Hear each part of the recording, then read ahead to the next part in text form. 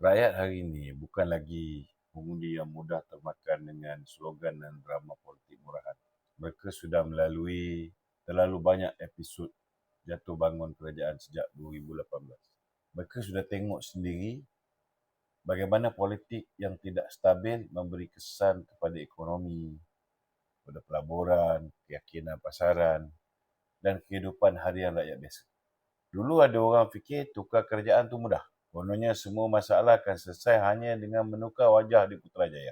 Tapi realiti dia, rakyat belajar bahawa mentadbir negara bukan kerja budak TikTok, buat konten ataupun ahli politik yang hanya pandai ceramah atas pentas ceramah.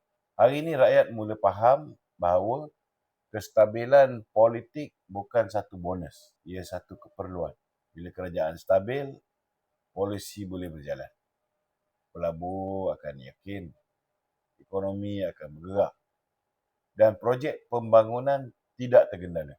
Kenapa UMNO dan Barisan Nasional masih relevan? Sebab masih ramai lagi yang cuba bagi satu gambaran BN dan UMNO ni sebagai parti dan gabungan yang lama. Ini masalahnya. Setengah pihak mereka terlalu obses dengan label lama. Seolah-olah pengalaman tu satu dosa besar. Hakikatnya, pengalaman itu penting dalam politik dan pentadbiran negara. UMNO dan BN pernah memimpin negara lebih 6 dekad.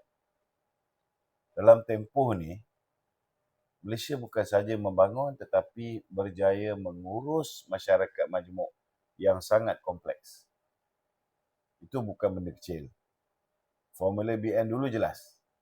UMNO mewakili majoriti Melayu, MCA menjaga kepentingan masyarakat Cina, dan MIC membawa suara masyarakat India.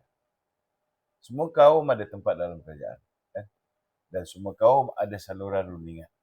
Orang boleh kritik macam-macam, tapi satu perkara tak boleh dinafikan.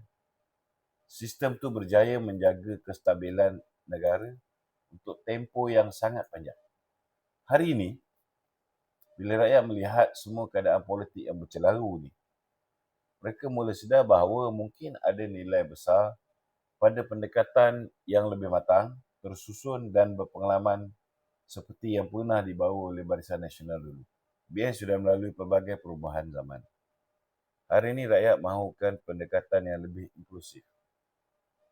Mereka mahu isu kemiskinan, bantuan kerajaan, pendidikan dan pembangunan dilihat merentasi kaum. Dan UMNO serta BN lebih bersedia untuk menyesuaikan diri dengan perubahan ini.